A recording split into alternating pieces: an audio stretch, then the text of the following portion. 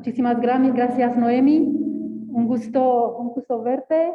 También mandamos saludos de aquí desde la iglesia de Vallecas para ti, para tu familia, para Daniel. Y nos alegró también ver a Pablito, que se ha hecho bastante grande. Feliz sábado, hermanos, para todos. Es un gusto y un placer estar hoy en día de sábado en la casa del Señor. También para los que nos están viendo desde sus casas, os deseamos de hacer un feliz sábado para todos. Debemos ser agradecidos con el Señor, sobre todo para este maravilloso regalo que nos ha ofrecido el sábado. Especialmente quiero agradecer, hace unas semanas atrás, quizás un mes y pico, estaba pidiendo oración por mi madre. Agradezco esta mañana a Dios en primer lugar, porque ha hecho el milagro, que mi madre se pueda recuperar. Y desde luego doy gracias a todos ustedes que me acompañaron en las oraciones y he sentido el calor de mi iglesia de Vallecas. Muchísimas gracias. Os invito en esta mañana que abramos nuestras Biblias en Marcos capítulo 2, versículos 23 al 28. Y dice así: Aconteció que al pasar él por los sembrados un sábado, sus discípulos mientras andaban comenzaron a arrancar espigas. Entonces los fariseos le dijeron: Mira, ¿por qué hacen en sábado lo que no es lícito? Pero él le dijo: ¿Nunca leísteis lo que hizo David cuando tuvo necesidad y sintió hambre, él y los que con él estaban? Como entró en la casa de Dios, siendo Abiatar sumo sacerdote, y comió los panes de la proposición, de los cuales no es lícito comer, sino a los sacerdotes, y aún dio a los que con él estaban. También les dijo: el sábado fue hecho por causa del hombre, y no el hombre por el causa del sábado. Por tanto, el Hijo del Hombre es Señor aún del sábado. Tuve el privilegio de nacer en un hogar cristiano. Desde pequeña, mis padres nos enseñaron cómo guardar el sábado y cómo hacer los preparativos para el sábado. Me acuerdo que a mí, a mis hermanas, nos daba tareas para cumplir conforme con nuestra edad para preparar el sábado. El día de viernes prácticamente era dedicado a preparar las cosas para el sábado. Hacíamos la limpieza general de la casa, ayudábamos en la preparación de la comida y de hecho en nuestra casa casi todos los sábados teníamos invitados y siempre hacíamos comida de más. Pero una cosa que recuerdo con nostalgia era la preparación del pan que hacía mi madre. Me acuerdo que desde el jueves hacía la masa madre por la noche. Después, el viernes en la madrugada, lo amasaba. Después lo dejara que reposara, que creciera. Lo ponía en bandejas. Teníamos en el patio un horno de barro y ahí lo cocía. Y antes de empezar el sábado, unas horas antes, el pan ya estaba hecho. Cuando el pan estaba sacado del horno, toda la casa se llenaba de ese olor a pan caliente. Y recuerdo cada sábado, cuando empezaban las horas del sábado, nuestra casa estaba llena de este olor de pan recientemente hecho. Cuando analizamos el pasaje que acabo de leer antes, lo podemos analizar de tres direcciones o de tres perspectivas. Vamos a mirarlo en primer lugar de la perspectiva de los fariseos. ¿Quién eran los fariseos? Los fariseos eran un grupo religioso de líderes judíos muy celosos que se tomaban su fe muy en serio. Ellos creían que la forma en que se agradaba a Dios y se ganaba la salvación era por cumplir meticulosamente una larga lista de reglas y regulaciones religiosas. El fundamento de estas reglas y reglones y subreglones, llamarlo así, era fundada en la ley mosaica. La intención de estas adiciones era aclarar la ley, pero terminaron añadiendo muchas capas de reglas, de reglones, de regulaciones muy complicadas. Esta enseñanza adicional se compila en la que se llama Midrash, espero que lo digo bien, que es básicamente una recopilación continua por los rabinos judíos encargados o destinados de interpretar la ley mosaica. Este Midrash era bastante amplio en el tiempo de Jesús, pero esto sigue creciendo hasta nuestros días. Por ejemplo, estudiábamos en la lección de esta mañana del sábado, del día de descanso, que si nos vamos a Éxodo 20, el mandamiento divino dice, acuérdate del día de sábado, 6 días trabajarás, el séptimo descansarás, no hagas ninguna obra, ni tú, ni tu hijo, ni tu hija. Pero ellos, solo para aclarar qué debían y qué no debían hacer en el sábado, solo para esto crearon 39 categorías que están descritas en el Midrash que he enunciado antes. ¿Qué significa y qué trabajar y qué significa que no se puede hacer en el día de sábado? Dentro de estas 39 categorías han puesto muchas subcategorías. Así que para seguir el reglamento, la ley, el reglamento divino de no trabajar el sábado, ellos han incluido una cantidad de pasos y hasta han llegado a tal extremo de que contaba los pasos que podía dar en un día de sábado. Hasta tenía un número de letras que podían escribir. A tal forma, a tal extremo habían llegado. Ellos, cuando ve a los discípulos que estaban arrancando las espigas, ellos vienen y le dicen al maestro, mira, lo que están haciendo tus discípulos no es lícito. De hecho, el evangelista Lucas añade un detalle más. Arrancaban las espigas y los estaba frotando. Lo encontramos en Lucas 6, 1 al 5. Y para ellos, frotar las espigas para los fariseos, esto significaba ser un trabajo que no era lícito hacerlo en el día del sábado. Los fariseos estaban preocupados por la forma. Ellos estaban observando cada acción de los discípulos porque ellos estaban interesados en la forma de guardar el sábado. Si miramos este pasaje de la perspectiva de los discípulos, ellos estaban cansados y esta vez el evangelista Mateo, en capítulo 12, nos dice otro detalle más, que los discípulos estaban hambrientos. Nos vamos a Mateo 12, al versículo 1, ahí se nos da este detalle. Ellos estaban hambrientos, estaban cansados y por eso estaban arrancando las espigas, lo frotaban y comían. Pero más que me gusta de este pasaje es de la perspectiva de Cristo, de Jesús.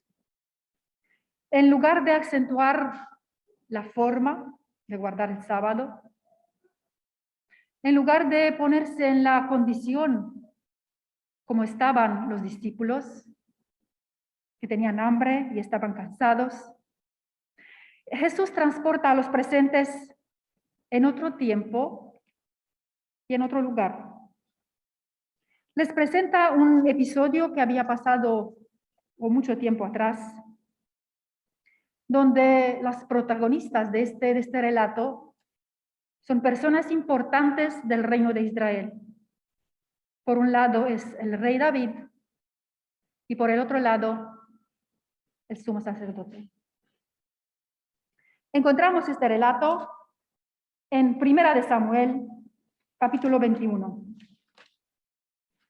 En el contexto del capítulo 21 encontramos, digamos, la despedida que se hace David y Jonatán. Jonatán le hace saber las intenciones que tenía su padre, el rey Saúl, hacia David. Y ellos se despiden. Y digamos, en el capítulo 21 empieza, digamos, la huida del rey David. Sabemos que él fue ungido, era el rey de Israel, pero todavía no podía ejercer como rey. Y él tuvo, cuando Jonatán le hace saber los planes que el rey Saúl tenía hacia él, y él tuvo que huir, tuvo que trazarse un nuevo camino. ¿Y qué hace él? Se va a la casa de Dios. Busca refugio, busca alimento a la casa de Dios. En el versículo 1 de Samuel 21, con versículo 3, dice: ahora pues, ¿qué tienes a mano? Dame 5 panes, o lo que tengas. El sacerdote respondió a David y dijo: no tengo pan común a la mano, solamente tengo pan sagrado, pero lo daré si es que los criados se han guardado al menos de trato con mujeres. Vemos ahí el momento cuando David llega a la casa de Dios. Era el momento que se hacían los cambios de los panes en la mesa de propiciación. ¿Qué día se hacía este cambio? El día de sábado. Conforme Levítico 24, cambio de los panes se hacía el día de sábado. David llega a la casa de Dios y el sacerdote había trabajado, había hecho los panes, los había horneado, y era el momento cuando tenía que cambiar los panes, coger los panes antiguos y poner los panes calientes. ¿Cómo pensáis que estaba llena de ese olor la casa de Dios? Pues había dicho antes que recuerdo con nostalgia, empezando cada sábado con el olor a pan recientemente. David estaba cansado, estaba huyendo y estaba con hambre, y llega en un momento a la casa de Dios, y la casa de Dios huele a pan caliente. Y él pide pan. Él encuentra refugio en la casa de Dios. En el versículo 6 del capítulo 21 dice: así que el sacerdote le dio el pan sagrado, porque allí no había otro pan, sino los panes de la proposición, los cuales habían sido retirados de la presencia de Jehová para colocar panes calientes el día que tocaba retirarlos. Me gusta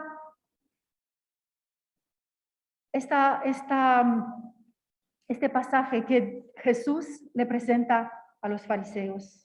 Quizás era un pasaje, un episodio poco entendidos, porque de estos panes podían comer solo los sacerdotes. Y Jesús le plantea esto ante los fariseos, ante los rabinos, los doctores de la ley, llamarlos así. Les presenta este tema un poco controversado, un poco entendido este tema, pero que tenía muchísima esencia. Y una cita deseado de todas las gentes, página 251, dice así: los maestros judíos se jactaban de su conocimiento de las Escrituras, y la respuesta del Salvador implicaba una represión por su ignorancia a los escritos sagrados. Y dijo: Ni aun esto habéis leído que hizo David cuando tuvo hambre él y los que con él estaban. Como entró en la casa de Dios y tomó los panes de la proposición y comió, los cuales no era lícito comer sino solo a los sacerdotes. El sábado ha sido instituido para el hombre y no el hombre para el sábado. La cita continúa y dice, tampoco habéis leído en la ley que los sacerdotes el día de sábado en templo quebrantan el sábado sin incurrir en culpa. Pues yo os digo que aquí hay alguien mayor que el templo. El Hijo del Hombre también es el Señor del sábado. ¿Qué le quería decir Jesús con estas palabras? Jesús le quería decir, tanto a sus discípulos, quería enseñarlos, como a sus enemigos, a los fariseos que venían con preguntas.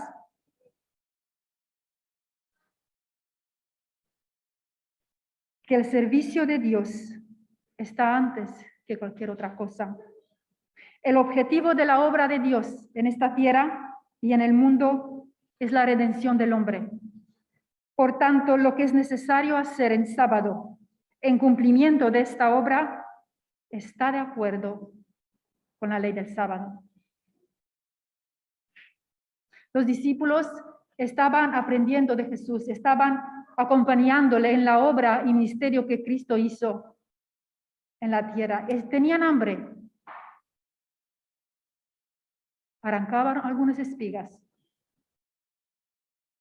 Con esta lección, Cristo no quiere decir si estamos cumpliendo su obra, si estamos predicando el Evangelio. Quizás para ir a predicar el Evangelio un sábado hay que recorrer muchos kilómetros. Pero según las leyes y las reglas y los reglones que los fariseos habían puesto, no sé cuáles de nosotros podía estar presentes hoy aquí, porque no podíamos dar más pasos. Querido hermano, si esta mañana te encuentras huyendo de algo, quizás estás cansado, quizás estás hambriento.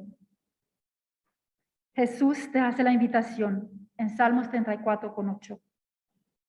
Venid y gustad y ved qué bueno es Jehová. Dichoso el hombre que confía en él. Si tu fe está debilitada, si tu fe está tambaleando porque está golpeada por las circunstancias, por los problemas de la vida, confía más que nunca en el Señor. Agárrate de su mano, porque la promesa bíblica dice que va a ser dichoso aquel que confía en el Señor. En Juan capítulo 6:35, la palabra de Dios nos dice, yo soy el pan de vida. El que a mí viene nunca tendrá hambre. Y el que en mí cree no tendrá sed jamás. ¿Dónde podemos descubrir este pan para que nunca jamás tengamos hambre? Lo podemos encontrar cada sábado en la casa de Dios. Pero también, hermanos, lo podemos encontrar cada día en la palabra de Dios. En Juan 5:39 dice, escudriñad las Escrituras, porque a vosotros os parece que en ellas tenéis la vida eterna, y ellas son lo que dan testimonio de mí. La palabra de Dios es una fuente inagotable. ¿No os pasa a ustedes que leas un pasaje quizá a la 15ª vez y cada vez encuentras alguna esencia, alguna lección para tu vida que antes lo has leído, pero no te has dado cuenta? Esta mañana quería poner una pregunta. ¿Hay alguien que está aquí presente o en nuestras casas que no tiene una Biblia? Si hay alguien, esto se puede solucionar. Muchas veces nuestras Biblias se quedan cubiertas de polvo. Tenemos Biblias en nuestras casas, quizás de varias versiones, de varios idiomas. Lo tenemos en nuestros móviles. Y este pan de vida muchas veces está cubierto de polvo. Queridos hermanos, tenemos este privilegio de ser el pueblo del libro. Recuerdo, mi bisabuelo nos contaba muchísimas historias de la guerra, los tiempos difíciles que han pasado. Pero en aquel entonces, en mi país, en Rumanía, era prohibido tener o tener en tu casa literatura religiosa. Venía la policía con los soldados, te rebuscaba toda la casa, te ponía la casa patatas arriba para buscar literatura religiosa. ¿Dónde encontraban? Eran metidos a la cárcel. Y mi bisabuelo me contaba y me decía que una vez ellos tenían una Biblia en su casa. Vinieron la policía con los soldados para buscar y mi bisabuela estaba haciendo el pan. Tuvo que esconder la Biblia en la masa del pan. Como los soldados no se iban de la casa, porque seguían buscando, no solo en la casa, hasta buscaba por alrededor de la casa, tuvo que meter la Biblia dentro del pan en el horno. Pero igual como los 3 jóvenes, 3 amigos de Daniel, que salieron del horno del fuego, ni siquiera oliendo a humo y a fuego, así salió la Biblia del pan, después siendo horneado. Y mi abuelo nos enseñaba aquella Biblia que estaba en el horno, que estuvo en el horno. Nos enseñaba con mucho orgullo. ¿Qué hacemos nosotros hoy? Más tarde, cuando yo era un poquito más mayor, en la época comunista, antes de que cayera el comunismo en Rumanía, yo provengo de una iglesia bastante grande, alrededor de 300 miembros. Queridos hermanos, venía de la Unión solo un librito de escuela sabática para toda la iglesia. Nosotros hoy somos privilegiados.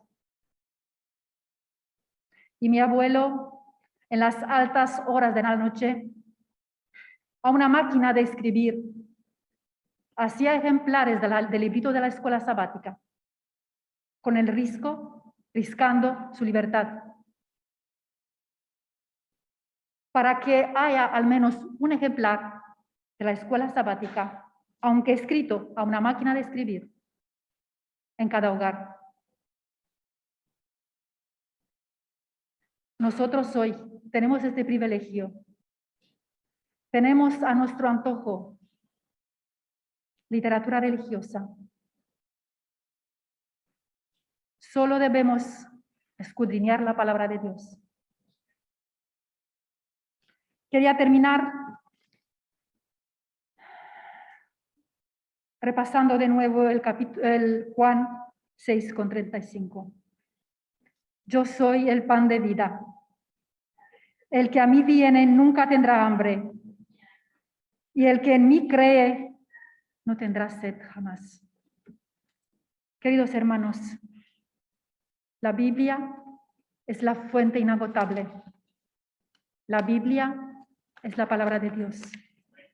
Escudriñarla. Que Dios nos ayude. Amén.